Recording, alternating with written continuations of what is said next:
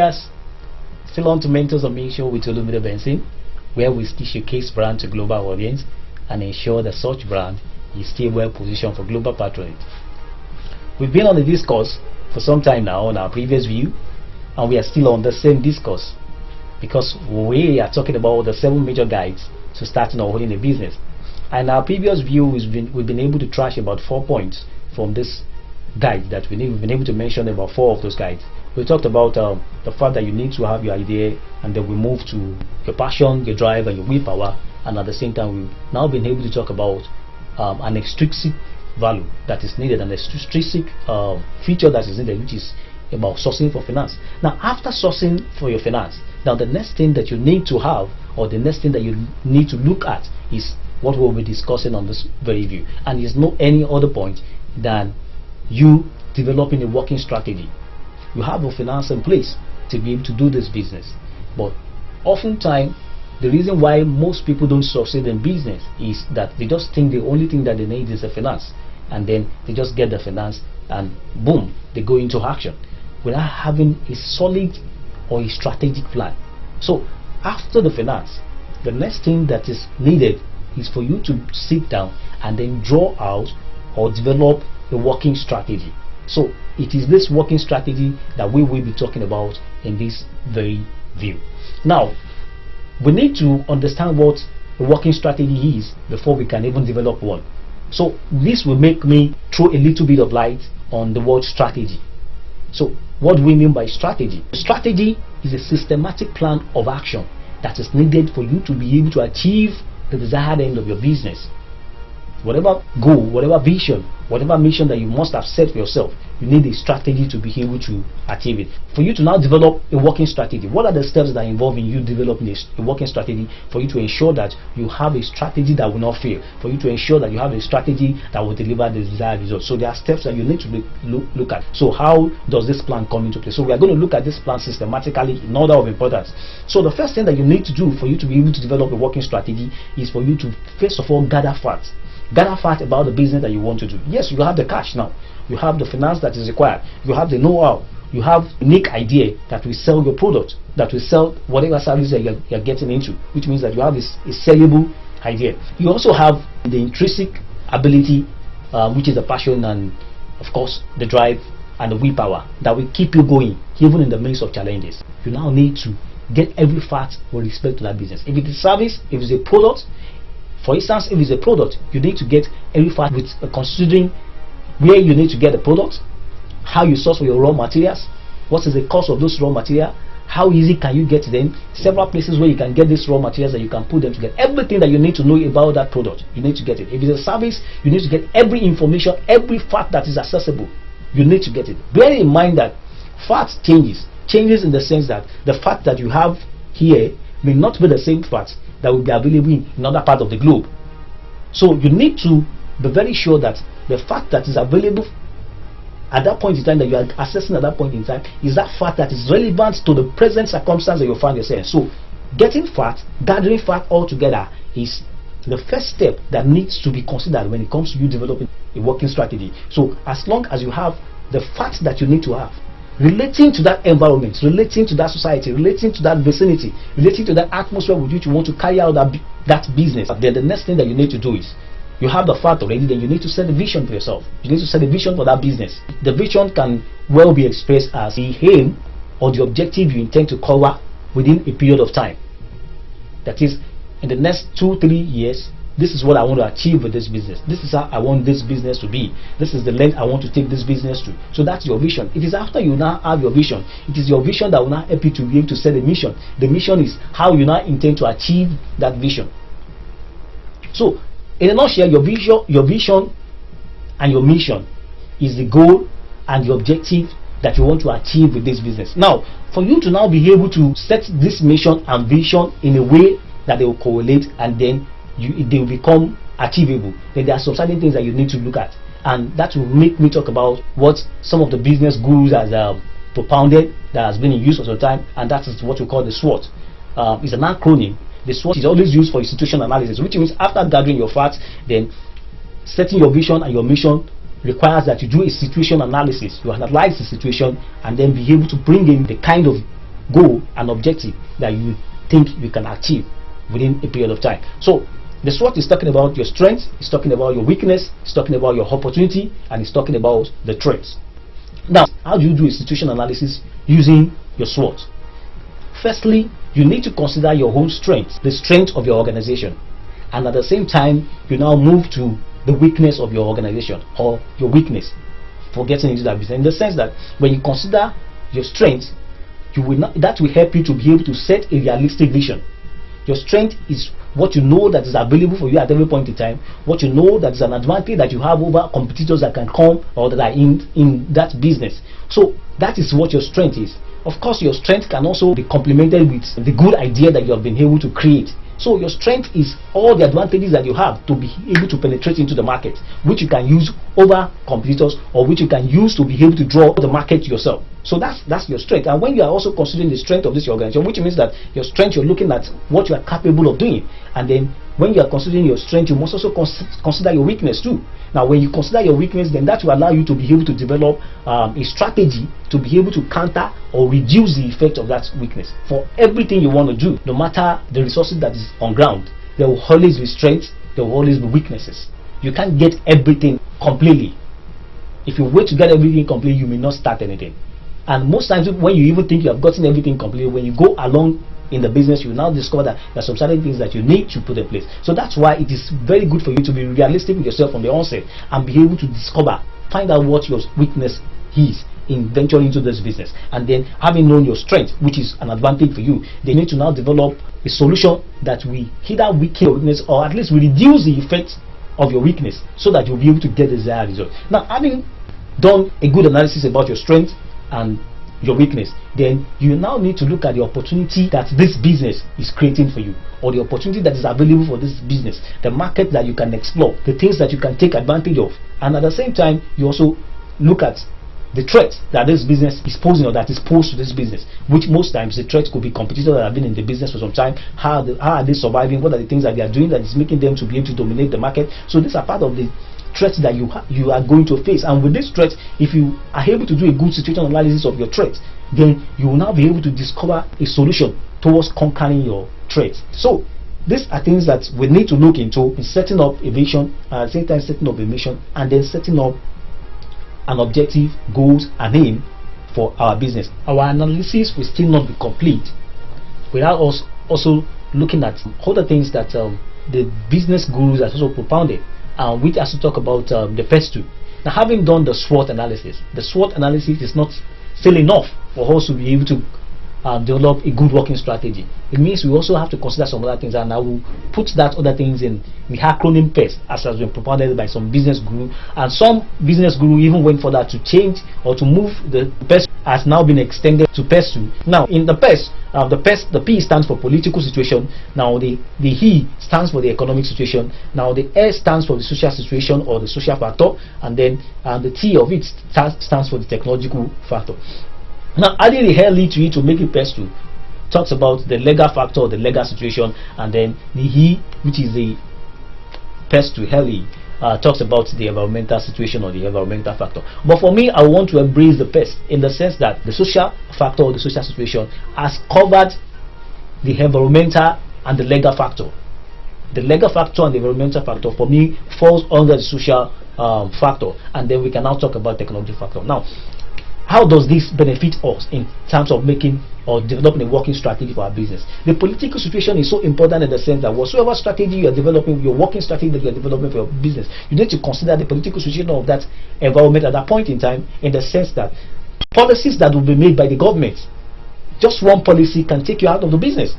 So in making a working strategy for yourself, you need to align yourself with the political situation in the sense that, okay, is the present policy, is it favorable to my business? What if there's a change in policy?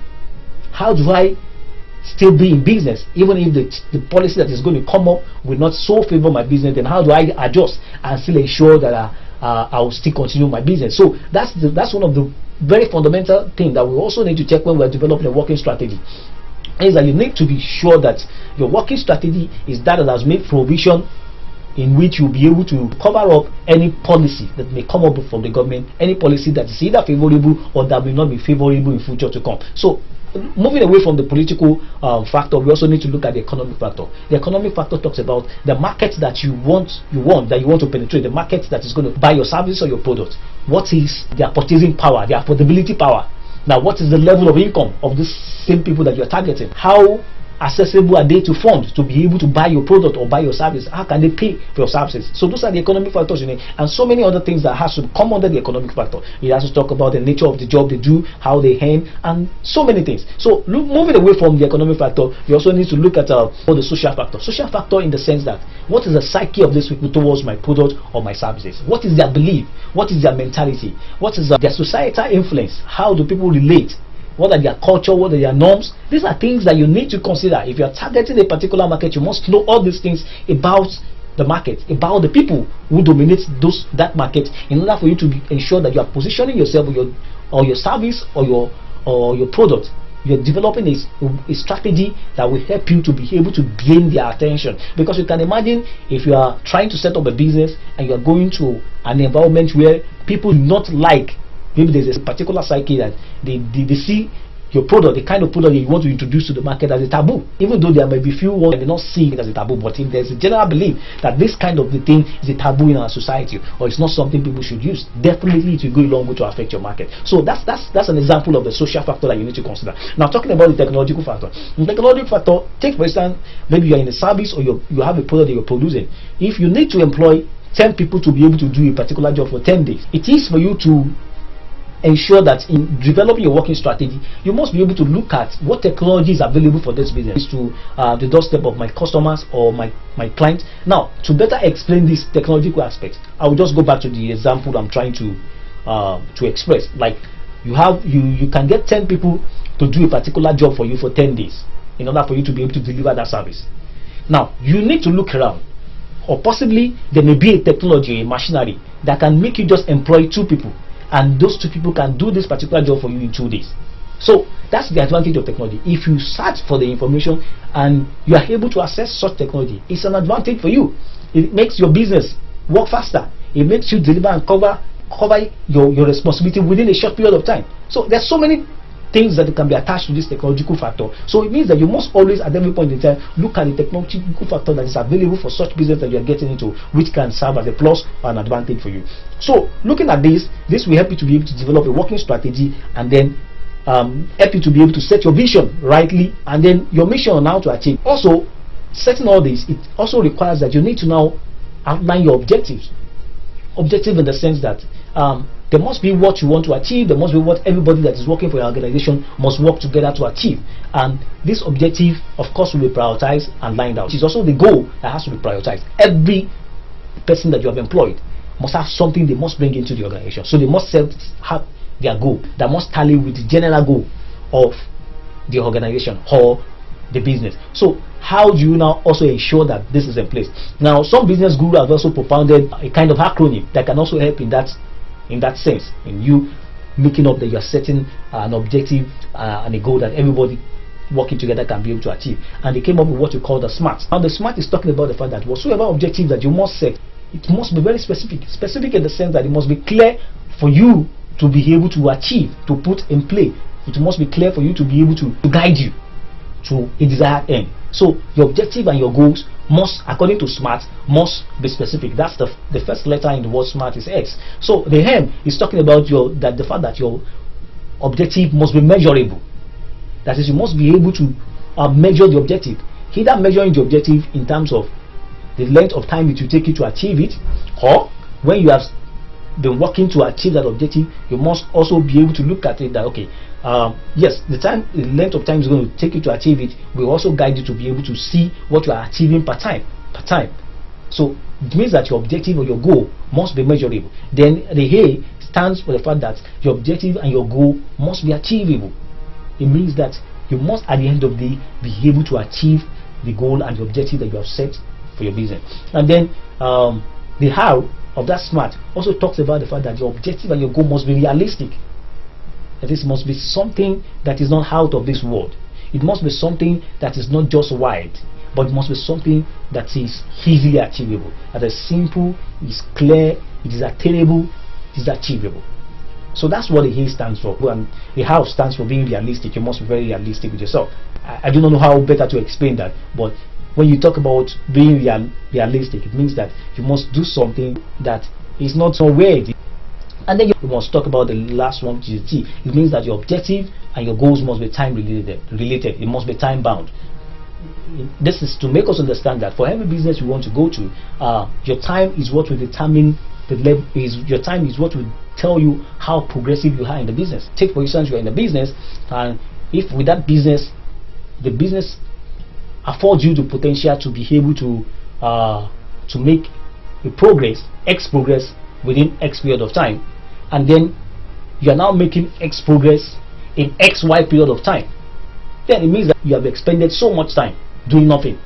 So at every point in time when you're setting your objective, when you're setting your goal, it must be time. You must put a specific time. You must make sure that it is time bound, and sometimes when it is not time bound, it may not be achievable. So the opportunity you need to capitalize on and then get the desired result may elude you. The next thing in your working strategy is your action plan. The action plan is everything that has to do with your operational, your administrative, your marketing, all the activities that encompasses an organization or a company, and everything that will be required for such activity to be achieved within a particular period of time. That is your action plan. So having set up your working strategy must include your action plan, which is to tell you the specified time that you need to do this, the specified time that you need to do that, and at the same time what it will take for you to be able to achieve that activity. Most times we may just attribute that to the budget. Your action plan must include your time, your budget, the activity that you need to carry out, how to carry them out, when to carry them out, and in conclusion, doing it in a way that it will give the desired result. So basically, your action plan is what comes up, after doing a critical analysis that has enabled you to be able to set up your mission, your vision, your mission, and then you've been able to bring up your objective and the goals that you need to achieve. Then you need to be able to set up an action plan. Now, after the action plan, having set up the action plan, there's something so crucial that every business must do, which most times some business fail to do, probably because it's just a startup business. But without this, you won't be able to know if you are actually achieving your strategy, and that's what we call the control and the evaluation. There's one thing to plan, now there's another thing to implement. Most times, if you're not careful, what you have planned that you want to put into implementation, by the time you get into the implementation stage, you may be going off track. Now, for you to be able to check that you are off track, and that's why this stage of control and evaluation must be in place. And how do you do this control and evaluation? It means that at every point in time, you must be able to check. There must be some check and balances that will be able to tell you if you are achieving the result. If, for instance, you are set to achieve a particular end in a period of 1 week, and you put up all the resources that is needed to be able to achieve it. Now, you have lined up your action plan, which is the action that you are going to be taking from day 1 to day 7. Now, at the end of day 1, you must be able to sit down and evaluate your action to be able to be sure that whatever you have done is still in place with the vision, the mission that you have set. It means that at the end of the day, you must be able to collate your report, the activities that you put together, then you must be able to evaluate it. And the same thing goes to the second day. And sometimes you may even have to sit down after doing the daily routine of evaluation and control. You may still have to sit down even in the midst of 7 days. You may still have to just take out a day, maybe like the 3rd or the 4th day. You may decide, okay, we want to evaluate all that we have done within the previous days. How has it been able to impact our vision? How has it been able to impact the desired end that we want to achieve? Are we really on track, or the result we are getting, is it good enough to assure us that by the 7th day we will really get our desired result? If it's not enough, then we can now readjust. Your control and your evaluation will be able to help you check wherever you are going wrong in implementing your planned program, and then you will now be able to adjust and quickly correct. And at the end of the day, there's a set time that you have to be able to achieve a particular purpose. You will still end up using that time judiciously and effectively by ensuring that you are controlling your evaluation, because it is so easy for anybody to go off track. The only way that you can be sure that you are not going off track based on your plan is to ensure that at every point in time you are checking and that you are evaluating your activities to be able to know that at the end of the day you are going to get the desired results. We must also learn that our working strategy must be a clandestine for every business. In other words, our working strategy should be something that is secret, because our working strategy is what will give us our desired end. So we must not make it so open to the extent that competitors can know it and then they can hinder it, or outsiders can know it and they can hinder it. So our working strategy should be one of the classified information that we should have for every organization. So at this point, I just want to put a stop on this fifth point, which is the working strategy, and then for us to be able to get the sixth, the seventh, and then for us to get subsequent view on this show, we just implore us that we check the subscribe button and then subscribe to the to our YouTube channel. And afterward, we can also make comments. We can send comments through our social media handles. You can get us on mentorsminttv on Facebook. Same you can do on Instagram. Same you can do on Twitter, and same you can also do on LinkedIn. So keep the fire burning. Cheers.